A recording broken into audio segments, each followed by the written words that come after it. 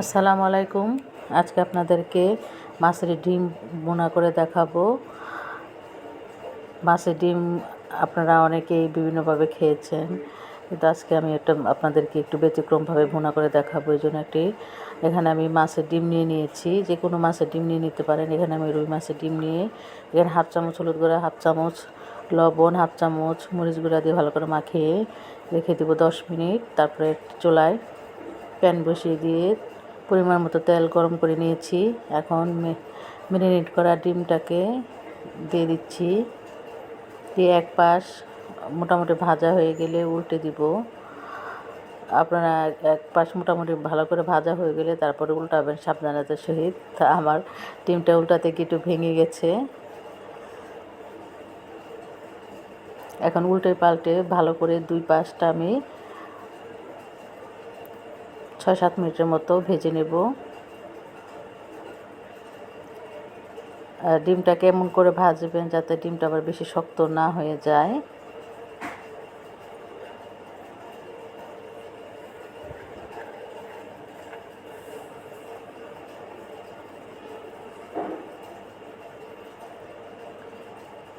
খুব ভালো করে 5-6 মিনিট ডিমটাকে ভেজে নিয়েছি। এখন ছোট ছোট পিস করে আমি একটু নিয়েছি।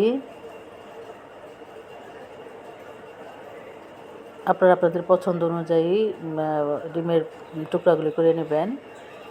এখন আমি মূল রান্নায় চলে যাব। ডিমটা ভুনা করার জন্য একটি প্যান বসিয়ে দিলাম। এখানে পরিমাণ মতো তেল গরম করে নিচ্ছি।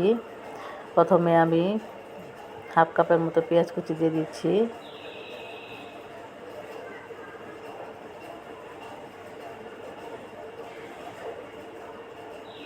পেঁয়াজ কুচিটাকে 1-2 মিনিটের মতো ভেজে নেব।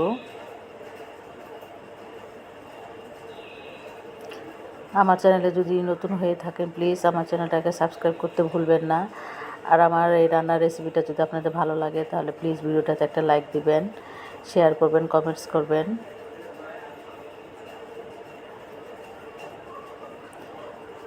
এই পর্যায়ে আমি হাফ চামচ আদা বাটা, হাফ চামচ রসুন বাটা দিয়ে দিলাম। দিয়ে পেঁয়াজের সাথে আদা রসুনটাকে 2 মিনিটের মতো ভেজে নেব, এর কাঁচা স্বাদ বা গন্ধ চলে যাওয়া পর্যন্ত।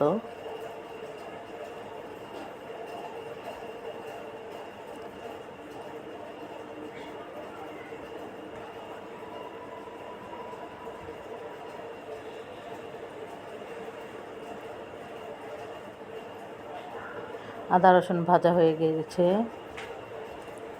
এখন আমি শুকনা মশলা দিব। প্রথমে এখানে হাফ কাপের মতো পানি দিয়ে দিলাম। এখানে হলুদ গুঁড়া, মরিচ গুঁড়া, ধনিয়ার গুঁড়া, জিরা গুঁড়া আর 1 চামচের মতো লবণ দিয়ে ভালো করে মশলাটাকে 3-4 মিনিটের মতো কষিয়ে নিব।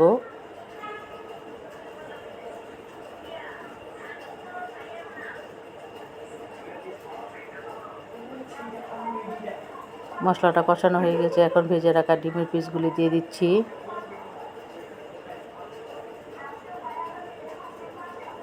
দিয়ে নেড়ে চেড়ে মশলার সাথে মিশিয়ে নিচ্ছি।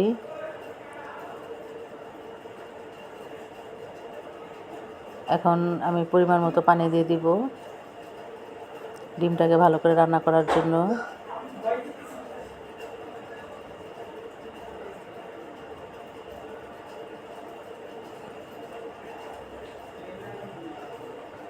ঢেকে আমি 10 মিনিটের মতো রান্না করব।